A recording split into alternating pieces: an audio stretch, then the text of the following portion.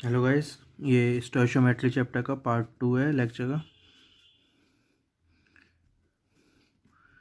स्टोइचोमेट्री तो हमने हमने क्या बात की थी? हमने बात की थी कि हम स्टोइचोमेट्री में सबसे स्टार्टिंग बात कर रहे हैं क्वांटिटीज़ को मेज़र करना, कि कैसे हम केमिस्ट्री में लैब्स में क्वांटिटीज़ को, केमिकल्स को मेज़र करते हैं इन टर्म्स ऑफ क्वांटिफिकेशन, कैसे उन्हें क्वांटिफाई करते हैं। राइट, तो हमने ग्राम एटम्स की बात की थी, ग्राम मोल्स की बात कर रहे थे। तो मोल्स की बात कर रहे थे हम लास्ट लेक्चर में। तो मोल्स की मैंने आपको डेफिनेशन बता दिया। अगर मोल्स को, नंबर ऑफ मोल्स को एन से रिप्रेजेंट करते हैं, एन इज इक्वल्स टू, कैसे निकालते हैं कि कितने नंबर ऑफ मोल्स हैं? क्वेश्चन क्या है? कितने, ध्यान से, कितने। राइट, ये क्वेश्चन है कि कितने नंबर ऑफ मोल्स हैं, how many number of moles are there किसी भी गिवन उसमें। तो कैसे निकालते हैं? ऊपर आता है गिवन मास ऑफ जो भी आपका केमिकल है in grams divided by molecular mass of that substance, molecular mass. ठीक है, तो ये सब्सटेंस इंपॉर्टेंट है कि क्या वो सब्सटेंस है जिसका आपको मास गिवन है। तो उस सब्सटेंस, हमें उसका नाम पता होगा जब भी हमें उसका मॉलिक्यूलर मास पता चलेगा। मॉलिक्यूलर मास कहाँ से पता चलता है? ये लाइक थ्योरी है, या याद करना पड़ता है कि इसका, इस एलिमेंट का मॉलिक्यूलर मास इतना होता है, इस एलिमेंट का मॉलिक्यूलर मास इतना होता है। ये आपको याद करना पड़ता है। Simple simple, like oxygen nature में कैसे एग्जिस्ट करती है, O2 के तरीके से एग्जिस्ट करते हैं। तो O2 गैस का जो मॉलिक्यूलर मास होता है, तो ऑक्सीजन एक ऑक्सीजन के एटम का मॉलिक्यूलर मास, एटॉमिक मास कितना होता है, मॉलिक्यूलर मास कितना होता है? 16 ग्राम्स। तो O2 का कितना होगा? 32 ग्राम्स। राइट, ऐसे N2 हो गया, या फिर तो N2 का एक का वेट 14 होता है, तो दो मॉलिक्यूल्स का वेट होगा 28 ग्राम्स। तो ये मॉलिक्यूलर मास है। तो अगर आपको सब्सटेंस पता है तो आपको उसका मॉलिक्यूलर मास पता है। ओके, तो ये तो थ्योरी वाली चीज़ हो गई। राइट, कि आपको मतलब एक टेबल गिवन है, आप उसमें से याद करोगे इन मॉलिक्यूलर मासेस को, या फिर जब क्वेश्चन सॉल्व करोगे तो आपको ये याद हो जाएंगे। तो ये तो आपको थ्योरी वाली चीज़ हो गई, मतलब थ्योरेटिकली आपको पता होना चाहिए। गिवन मास क्या हो गया? जो क्वेश्चन में आपको बेसिकली देंगे कुछ, कि हमने आपको इतने ग्राम ऑक्सीजन दी, मान लो 64 ग्राम्स आपको कोई ऑक्सीजन देता है, और आपसे उसके क्या ये पूछता है, क्वेश्चन है नंबर ऑफ मोल्स निकालो। समझ लो कितना बिल्कुल बेसिक क्वेश्चन है। जैसे भाई बचपन में करते थे, कोई आपको कुछ अमाउंट दे दे, जैसे चॉकलेट दे दे कि आपको 50 रुपये दे दिए, ठीक है ना, तो गिवन अब मास कितना है, वहाँ पे गिवन अमाउंट हो जाता है 50 रुपीज़। आपको बोल दिया एक चॉकलेट का जो कॉस्ट है वो 5 रुपीज़ है, मतलब मॉलिक्यूलर मास आपको एक तरीके से बता दिया। तो और आपसे पूछा कितनी नंबर ऑफ चॉकलेट्स होंगी, तो बेसिकली मॉल्स पूछ लिए। तो आप क्या करते हो कि 50 को 5 से डिवाइड कर देते हो, तो आप बता देते हो कि 50 रुपये में 5 रुपये की अगर चॉकलेट है तो मैं 10 चॉकलेट खरीद सकता हूँ। सिंपल। तो ऐसे ही यहाँ पे हो रहा है, ठीक है ना। तो गिवन मास होगा जो कि आपको जनरली क्वेश्चन में देंगे कि कितना आपको गिवन मास है। तो अगर आपको 16 ग्राम्स ऑक्सीजन देते हैं और आपसे पूछते हैं उसमें कितने मॉल्स हैं ऑक्सीजन के, तो आप निकाल सकते हो कि अगर आप कहो कि अच्छा मुझे एक मॉल के ऑक्सीजन का मास पता है, वो उसके मॉलिक्यूलर मास के इक्वल होता है, तो वो कितना है? 32 ग्राम। तो आपको पता है कि कितने होंगे? 2 मोल्स होंगे। तो एन जो आएगा आपका वो 2 के इक्वल आएगा। तो ये हमारे क्या कहते हैं बेसिकली, कि मोल्स क्या होते हैं, कैसे हम मोल्स को निकालते हैं। तो बेसिकली आप ये कर सकते हो कि आपको क्या हो गया कि अगर आपको गिवन मास, गिवन वेट पता हो, गिवन वेट या फिर मास कुछ भी कर लो, ये आपको पता हो, तो आप इससे नंबर ऑफ मोल्स निकाल सकते हो, नंबर ऑफ मोल्स निकाल सकते हो। राइट, लेकिन एक कंडीशन क्या है कि आपको सब्सटेंस भी पता होना चाहिए, जिस सब्सटेंस की हम बात कर रहे हैं, क्योंकि उस सब्सटेंस से ही हमें उसका मॉलिक्यूलर मास पता चलता है। तो आपको क्या क्या इन्फॉर्मेशन गिवन होनी चाहिए कि कितना आपको गिवन मास कितना है, और वो सब्सटेंस क्या है। अगर वो सब्सटेंस क्या है आपको पता होगा, तो आपको थ्योरी से पता चल जाएगा कि उसका मॉलिक्यूलर मास कितना है। वो आपको याद करना पड़ेगा या फिर आपको पता होगा, ठीक है ना। लाइक वो बैकग्राउंड नॉलेज है कि किसी सब्सटेंस का मॉलिक्यूलर मास कितना होता है, वो आप क्वेश्चन सॉल्व करोगे तो वो आपको याद हो जाएंगे, क्योंकि जनरली कॉमन सब्सटेंस होते हैं, ऑक्सीजन, कार्बन, नाइट्रोजन, क्लोरीन वगैरह आते रहते हैं, तो वो हमें याद हो जाते हैं। राइट, तो उनका आपको मॉलिक्यूलर मास याद होना चाहिए। तो आपको सब्सटेंस पता है तो मॉलिक्यूलर मास पता है, गिवन मास आपको दे रखा है, गिवन वेट आपको दे रखा है, तो आप नंबर ऑफ मोल्स निकाल सकते हो। ओके, तो इसे अगर फॉर्मूले वाइज लिखते हैं तो इसे लिखते हैं number of moles is equals to, किसी भी गिवन सब्सटेंस के वेट को हम जी से रिप्रेजेंट करते हैं, तो number of moles equals to given weight in grams divide by M nought, क्या होता है? मॉलिक्यूलर वेट होता है, मॉलिक्यूलर वेट इन ग्राम्स। तो ये आपका फॉर्मूला है नंबर ऑफ मोल्स का, ठीक है। तो आप नंबर ऑफ मोल्स की भावना समझ में आने लगी ना, क्या होती है कि बेसिकली एक क्वांटिटी का तरीका है, जो कि कैसे डिफाइन करते हैं कि आपको किसी की एक मोल का वेट पता होता है, तो आप वेट से उसके नंबर ऑफ मोल्स निकाल सकते हो। तो जो केमिस्ट्री में जब हम रिएक्शंस यूज़ करते हैं तो हम ग्राम्स के हिसाब से रिएक्शन नहीं करते, हम ये नहीं कहते कि 100 ग्राम इस केमिकल के डालो, 50 ग्राम इस केमिकल के डालो तो कितना केमिकल बनेगा, क्योंकि जो केमिस्ट्री की रिएक्शंस हैं वो ग्राम के हिसाब से कन्वर्ट नहीं होती, वो मोल्स के हिसाब से कन्वर्ट होती हैं। तो हम जब केमिस्ट्री में बात करते हैं हम ऐसे बात करते हैं कि 2 मोल इसके डाले, 1 मोल इसका डाला, तो फाइनली जो फाइनल सब्सटेंस बनेगा सी, उसके कितने मोल्स होंगे। अगर A + B, अगर आपकी ऐसी रिएक्शन है A + B समथिंग लाइक आपको C दे रहा है, ये आपकी बेसिक केमिकल कोई रिएक्शन है, तो जो हम क्वांटिटी की बात करते हैं कि अगर आपको पता है कि इसके कितने मोल्स हैं, N1 मोल्स इसके हैं और आपको पता है N2 मोल्स B के हैं, तो आप C के मोल्स एंट्री निकाल सकते हो रिएक्शन की मदद से, राइट। तो जो रिएक्शंस है वो मोल्स में होती हैं, रिएक्शंस ग्राम्स में नहीं होती। समझ में आ गई ना ये बात, कि जो रिएक्शंस हैं वो मोल्स के बेसिस पे होती हैं। मतलब जो एक यूनिट है बेसिक, जो एक बेसिक यूनिट है जब रिएक्शन करवाते हैं तो वो मोल्स एक बेसिक यूनिट है, ग्राम से एक बेसिक यूनिट नहीं है रिएक्शन करवाने के लिए। जैसे चीनी को जब आप लेने जाते हो तो क्लोज में ले दो ना, कभी लीटर में नहीं लोगे, ये कॉमन सेंस है, कहाँ से हमें डेली लाइफ से पता चली। ऐसी जो केमिस्ट्री में कॉमन सेंस है वो ये है, जब हम रिएक्शंस करवाते हैं तो हम मोल्स में डील करते हैं, ग्राम्स में डील्स नहीं करते। तो जनरली क्या होता है कि ये N1 और N2 आपको सीधा N1 N2 नहीं गिवन होता है, इनका W1 या फिर G1 कर लो, इसे W1 या फिर G1 कह देता हूँ, G1 या फिर G2 गिवन होता है, ठीक है। तो इनके आपको कुछ ग्राम्स में वेट दे रखे होंगे, आप उन्हें कन्वर्ट करोगे N1 N2 में यूजिंग कैसे, इसका मॉलिक्यूलर वेट से डिवाइड करके, M01 और M02 से आप डिवाइड करोगे तो आपको क्या आएगा, N1 और N2 आ जाएगा। एंड देन अगर आपको N1 N2 पता होगा तो आपको रिएक्शंस जैसे जब मोल्स में रिएक्शन होती है तो वहाँ से, जैसे इसका अगर एक एग्जांपल मैं यहाँ पे लेता हूँ, जैसे H2 प्लस का O2 गिव्स 2H2O, तो ये 2H2, तो ये जो रिएक्शन है ये एक बैलेंस्ड केमिकल इक्वेशन है, राइट। एक रिएक्शन है, केमिकल इक्वेशन है, केमिकल रिएक्शन है जो कि बैलेंस्ड भी है, क्योंकि इसके 4 हाइड्रोजन के एटम्स इधर हैं, 4 हाइड्रोजन के एटम्स इधर हैं, 2 ऑक्सीजन के एटम इधर हैं, 2 ऑक्सीजन के एटम इधर हैं, तो ये बैलेंस्ड है, ठीक है। तो ये पहले ऐसे इस सिचुएशन में होनी चाहिए, सबसे पहले तो रिएक्शन को बैलेंस करना आना चाहिए। तो रिएक्शन को बैलेंस करना जनरली बच्चों को आ जाता है, 11th क्लास तक आता है, तो क्योंकि हमने 8th 9th 10th में रिएक्शंस बैलेंस बहुत सारी की होती हैं, तो रिएक्शन बैलेंस है। तो अब अगर आप इस रिएक्शन में बात करोगे तो अगर मैं इस हाइड्रोजन के 2 मोल लेता हूँ, ठीक है ना, गिवन है कि अगर मैं इस हाइड्रोजन के 2 मोल लेता हूँ तो मुझे इतनी सी, और मैं कह रहा हूँ ये रिएक्शन अच्छे से कंप्लीट हो रही है, मतलब कोई बच नहीं रहा, कुछ नहीं हो रहा, 2 मोल के 2 मोल पूरे हाइड्रोजन कंज्यूम हो रहे हैं रिएक्शन में, तो मुझे पता चल जाएगा इतनी इन्फॉर्मेशन से ही कि अच्छा अगर 2 मोल हाइड्रोजन के यूज़ हुए हैं तो 1 मोल ऑक्सीजन का यूज़ हुआ होगा और 2 मोल H2O के बने होंगे। ये मुझे रिएक्शन से पता चला, वो जो ऊपर की कैलकुलेशन है उससे कुछ नहीं हुआ, ठीक है ना। ये बिल्कुल नई नॉलेज है एक तरीके से, कि आपको इस बैलेंस रिएक्शन से पता चलता है कि दो इन वाले इनसे 2 1 और 2, ठीक है ना। तो ये जो कॉफिशिएंट्स होते हैं बेसिकली ये आपको इन्हें मोल्स में अगर आप लिखोगे तो ऐसे कहलाते हैं कि 2 मोल हाइड्रोजन के 1 मोल ऑक्सीजन का 2 मोल पानी के दे रही है। This is our balance reaction, और इस बैलेंस रिएक्शन से हमें पता चलता है कि हम कैसे, मतलब जो रिएक्शंस होती हैं वो मोल्स बेसिक क्वांटिटी में, मतलब मोल्स को एक बेसिक क्वांटिटी मान के रिएक्शंस करवाते हैं, जो कैलकुलेशन की बेसिक यूनिट होती है वो मोल्स होती है, तो इसलिए मोल्स इंपॉर्टेंट होता है। अगर मैं आपको यहाँ पे कहूँगा कि मेरे पास 2 ग्राम हाइड्रोजन है तो आप ये नहीं कह सकते कि आप 1 ग्राम हाइड्रोजन और 2 ग्राम पानी बनेगा उससे, ये सेंटेंस गलत होगा। लेकिन अगर मैं कहूँगा 2 मोल हाइड्रोजन है तो आप 1 मोल ऑक्सीजन और 2 मोल पानी बनेगा, ये आप कह सकते हो, ये सेंटेंस सही है। तो इसलिए जो रिएक्शंस के लिए, जैसे चीनी के लिए क्लोज यूज़ करते हैं, लीटर्स यूज़ नहीं करते, ऐसे जब रिएक्शंस यूज़ करते हैं तो ये मोल्स वाला सेंटेंस सही होता है, ग्राम्स वाला सेंटेंस गलत होता है। तो यहाँ तक आपको समझ में आना चाहिए कि क्यों हम मोल्स में डील कर रहे हैं, क्योंकि मोल्स जो होता है वो हमारा केमिस्ट्री का बेसिक मेजरमेंट की यूनिट होती है एक तरीके से केमिकल्स के लिए।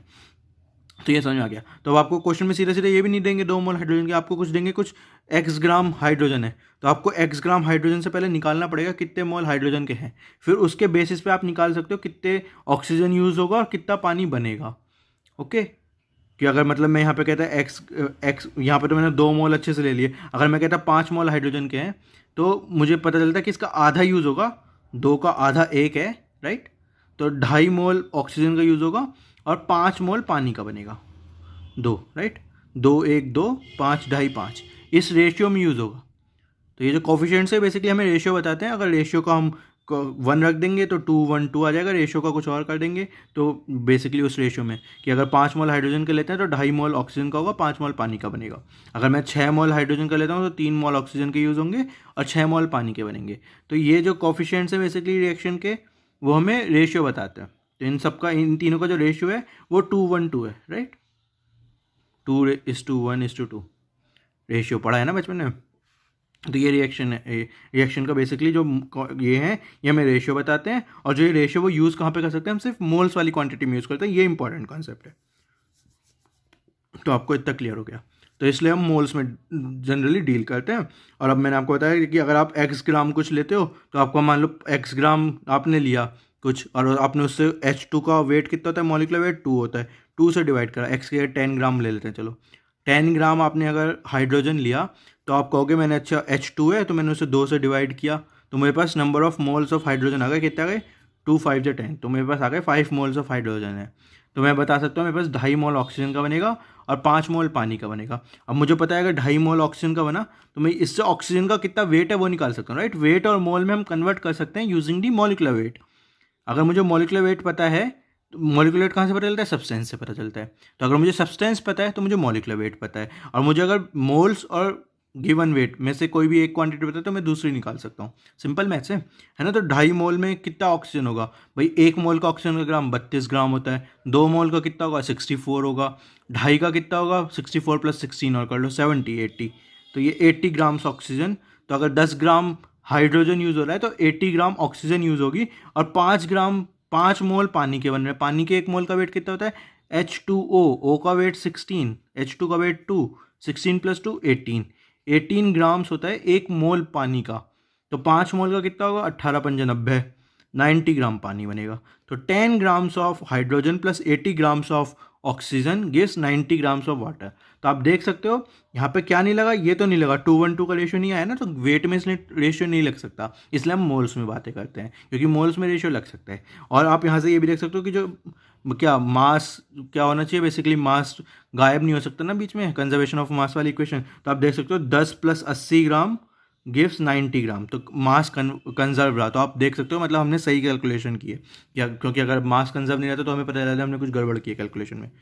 तो ये सारी भावना थी कि हम मोल्स क्यों यूज़ करते हैं बेसिकली, ठीक है ना। मोल्स कैसे निकालते हैं वो तो मैंने आपको समझा दिया क्यों। अब किसी के दिमाग में आएगा ना कि हम क्यों भाई मोल्स क्यों यूज़ कर रहे हैं, ग्राम है तो बढ़िया सी, हम लैब में जाते हैं ग्राम से मेज़र कर सकते हैं, वेइंग मशीन भी होती है लैब में, है ना, तो वहाँ पे हम सीधा सीधा देख सकते हैं, ग्राम्स में मेज़र कर सकते हैं सारे केमिकल्स को। मोल्स क्यों पढ़ रहे हैं, हमें तो नहीं पढ़ना मोल्स, तो इसलिए पढ़ रहे हैं मोल्स। ये सिखाया मैंने आपको यहाँ पे कि जो रिएक्शंस हैं वो जो अगर एक बैलेंस रिएक्शन है तो इन जो बैलेंस रिएक्शन के जो कोफिशिएंट्स होते हैं वो हमें मोल्स का रेशियो देते हैं, कि कितने मोल्स अगर हाइड्रोजन के होंगे तो हम उस रेशियो के हिसाब से बाकी सबके मोल्स निकाल सकते हैं। लेकिन अगर आप वेट में बात करोगे तो सही बात नहीं होगी, वो गलत होगी। आप वेट के बेसिस पे नहीं निकाल सकते, मोल्स के बेसिस पे कर सकते हो ये सारे काम। तो इसलिए हम मोल्स पढ़ते हैं। तो मोल्स क्यों पढ़ते हैं वो मैंने आपको बता दिया, और कैसे मोल्स कैलकुलेट करते हैं वो मैंने आपको बता दिया। तो ये आपकी बेसिकली मोल्स के ऊपर थ्योरी थी कुछ। अब हम थोड़े से एग्जांपल लेते हैं, अलग अलग सब्सटेंस का थोड़ा सा मोल्स निकालते हैं ताकि आपको थोड़ा सा क्लियर हो जाए। तो सबसे पहला है 14 gram of H2, 14 gram H2 में कितने मोल्स हैं। तो कैसे करोगे क्वेश्चन सॉल्व, एक दो तरीके से हो सकते हैं क्वेश्चन सॉल्व। एक तो आपको जैसे जैसे अब मैंने आपको फॉर्मूला बताया कि नंबर ऑफ मोल्स निकालना है, तो गिवन वेट करो, गिवन वेट कितना है 14 divided by molecular weight of hydrogen कितना है 2 = 7 मोल्स। एक तो सीधा सीधा फॉर्मूला लगाओ निकाल लो, मुझे इससे कोई प्रॉब्लम नहीं है, बच्चे ऐसे निकालते हैं वो सही बात भी है, ठीक है। मुझे थोड़ा अच्छा कैसे लगता है, थोड़ा सा मतलब भावना से, फीलिंग से, कि H2 है, ठीक है ना। तो H2 के 1 मोल का वेट कितना होता है, 1 मोल ऑफ H2 का वेट कितना होता है मुझे पता है 2 ग्राम होता है, राइट। यहाँ से समझ में आ रहा है कि 1 मोल ऑफ H2 का वेट 2 ग्राम होता है, तो हमें पता है ये उसके जो मॉलिक्यूलर वेट होता है वो बेसिकली 1 मोल ऑफ H2 का वेट होता है। तो यहाँ पे जब हम फॉर्मूला लगाते हैं, हम फॉर्मूले में उसे मॉलिक्यूलर वेट कहते हैं। उस मॉलिक्यूलर वेट को मैं खोल के लिख रहा हूँ कि 1 मोल ऑफ H2 का वेट 2 ग्राम है, ठीक है। अब क्वेश्चन सिंपल हो गया कि भाई तेरे पास 14 ग्राम का सब्सटेंस है और मैं कह रहा हूँ 1 मोल का वेट 2 ग्राम है, तो कितने मोल होंगे, बस 7 मोल होंगे। समझ में आ रहा है सीधा सीधा, राइट। कि आप ये वाला जो तरीका हो गया बेसिकली आपका चॉकलेट्स वाला तरीका हो गया। जैसे मैं कहता कि 50 रुपीज़ आपको किसी ने दिए और बोला 5 रुपीज़ की कोई चॉकलेट है, तो आप सीधा सीधा बता सकते हो कि मैं 10 चॉकलेट खरीद सकता हूँ। उसमें आप मैथ्स नहीं लगाते कि number of chocolates equals to total amount divided by amount of 1 chocolate which is equals to 50 by 5 equals to 10, like ऐसे कैलकुलेट नहीं करते ना। इंट्यूशन लगता है आपका कि अच्छा 50 रुपये हैं, 5 की एक चॉकलेट है, 10 चॉकलेट आएंगी भाई, ये इंट्यूशन। तो ये जो दोनों मेथड्स हैं, दोनों से क्वेश्चन सॉल्व होता है। ये फॉर्मूले से भी क्वेश्चन सॉल्व होता है, अलग अलग बच्चे अलग अलग से करते हैं, तो मैं ये भी नहीं कहूँगा आपको किससे करना है, तो आपको जिससे आप कंफर्टेबल फील हो। आपको फॉर्मूला लगा के ज़्यादा कंफर्टेबल फील होता है, फॉर्मूले से करो। इंट्यूशन से अच्छा लगता है, इंट्यूशन से करो। मुझे इंट्यूशन अच्छा लगता है। तो 14 ग्राम ऑफ H2 का मतलब 1 मोल ऑफ H2 का वेट 2 ग्राम, तो 14 मोल में 7 मोल्स होंगे। Simple simple. दूसरा क्वेश्चन करते हैं, 32 grams of O2।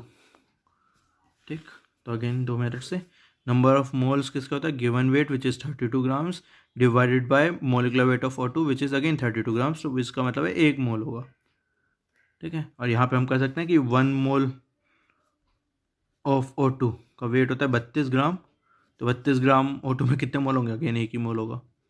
Right, common sense. Third करते हैं, 248 grams of P4 phosphorus. Phosphorus exist करता है P4 के इसमें, तो इसका कितना होगा। तो इसके अगर हम फॉर्मूले से करते हैं तो number of moles equals to 248 given mass है, और फॉस्फोरस का टोटल P4 का कितना वेट होता है 124। ओके, एक मॉलिक्यूल का वेट एक एटम का वेट फॉस्फोरस का होता है 31, तो 4 का कितना होगा 31 इंटू 4, तो 124, तो टोटल कितना होगा 2 मोल। राइट, सेम ऐसे यहाँ पे भी निकाल सकते हो इंट्यूशन वाले से। और करते हैं एक आध, 80 ग्राम ऑफ, ये वाला कर लेते हैं लास्ट, NaOH। अभी तक तो बेसिकली हमने क्या करा था, ये मॉलिक्यूल्स का क्या था कि H2 हो गया, O2 हो गया, P4 हो गया, ये एक कंपाउंड का कर लेते हैं। NaOH एक कंपाउंड है, और कैसा है, बेसिक कंपाउंड है, बेस है एक NaOH, आगे पता चलेगा, अभी मैं बस बता रहा हूँ, बोल रहा हूँ। HCl एसिड है, NaOH बेस है, तो आपने 9th 10th में भी पढ़े रखे हैं।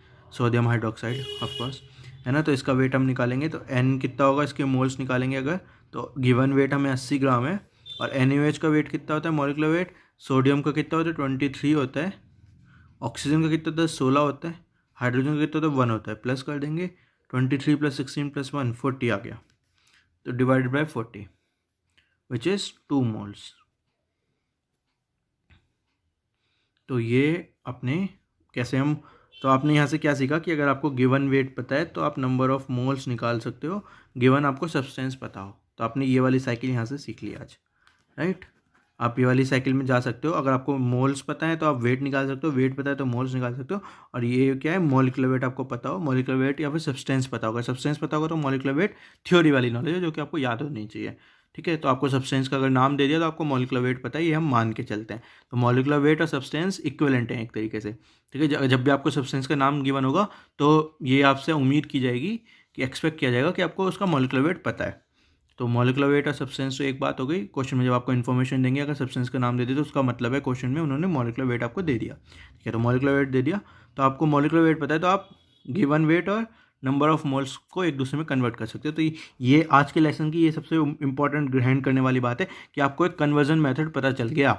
राइट, जैसे हम बचपन में पढ़ते हैं कि 1 मीटर में 100 सेंटीमीटर होते हैं, तो आप अब कंफ्यूज नहीं होते। राइट, अगर आपको कोई कह दे कि मेरे पास 200 सेंटीमीटर है तो आप समझ जाते हो वो 2 मीटर की बात कर रहा है। आपको कन्वर्जन मेथड पता है क्योंकि 1 मीटर में 100 सेंटीमीटर है। वहाँ पे क्या इंपॉर्टेंट होता है, वहाँ पे होता है कि जो स्केल होता है सेम होता है कि 5 मतलब 1 मीटर में 100 सेंटीमीटर ही होता है। राइट, मतलब 100 ही एक सेम स्केल होता है। यहाँ पे जो वेट और मोल्स का जो बीच का कन्वर्जन स्केल है वो मॉलिक्यूलर वेट पर डिपेंड करता है, हर एक सब्सटेंस के लिए अलग होता है। तो आपने इस वाले लेक्चर में आपने ये सीखा कि आप मोल्स क्यों पढ़ते हैं, ये हमने सीख लिया। मोल्स कैसे कैलकुलेट करते हैं, हाउ टू, कि कितने मोल्स हैं वो सीखे, कुछ एग्जांपल किए, एंड फाइनली इसका लेक्चर का सबसे इम्पॉर्टेंट लेसन जो आपने सीखा कि आप अब वेट और मोल को आपस में कन्वर्ट कर सकते हो अगर आपको सब्सटेंस पता है या फिर मॉलिक्यूलर वेट पता है। सिंपल। ठीक है, तो अब आप जब केमिस्ट्री लैब में जाओगे तो अब जब भी आपको कोई कंपाउंड, कोई भी सॉल्ट आपके हाथ में दी जाएगी और आपको बोला जाएगा कि ये इतने ग्राम सॉल्ट है, तो सॉल्ट का जैसे आपको नाम पता देगा तो आप उसका मॉलिक्यूलर वेट निकाल लोगे। और आपको अगर कोई देगा ये इतनी ग्राम सॉल्ट है तो आप उससे कह सकते हो अच्छा मुझे अब पता है, मुझे आपने सॉल्ट का नाम बता दिया तो मॉलिक्यूलर वेट पता है, आपने मुझे कितना गिवन है, या आपने बोला ये इतनी ग्राम सॉल्ट है, तो मैं इसके मोल्स सॉल्ट के निकाल सकता हूँ। तो ये आपके केमिस्ट्री में जब लैब में जाओगे तो ये आपके दिमाग में चलेगा। जब आप केमिस्ट्री में लैब में एक्सपेरिमेंट करोगे, पता नहीं स्कूलों में खैर आजकल एक्सपेरिमेंट होते होते हैं नहीं, लेकिन अगर कॉलेज में जाके केमिस्ट्री आपके पास पड़ गई और आप वहाँ पे एक्सपेरिमेंट कर रहे हो, तो वहाँ पे ऑफकोर्स आपको मोल्स में एक्सपेरिमेंट करने पड़ेंगे, क्योंकि केमिस्ट्री में मोल्स में डील करते हैं सारी चीज़ों को। मोल्स और इक्विवेलेंट्स में, इक्विवेलेंट्स अगले लेक्चर में पढ़ाऊंगा। तो वहाँ पे हम मोल्स और इक्विवेलेंट्स में डील करते हैं सारी चीज़ों को। तो आपको हमेशा ग्राम में दिया जाएगा सब्सटेंस, और आप मोल्स उन्हें कैलकुलेट करोगे, फिर क्वेश्चन को सॉल्व करोगे, फिर केमिस्ट्री की लैब में एक्सपेरिमेंट कर पाओगे। तो जिन्हें केमिस्ट्री में इंटरेस्ट है तो उनके लिए तो बहुत ही इंपॉर्टेंट है कि वो इस चीज़ को दिमाग में रखें कि कैसे हम सॉल्व करते हैं। ये चीज़ भूलने वाली नहीं है। ओके, आज का लेक्चर यहीं पे ख़त्म करते हैं। आज हमने मोल्स के बारे में अच्छे से पढ़ा, कल हम पढ़ेंगे ग्राम इक्विवेलेंट्स के बारे में।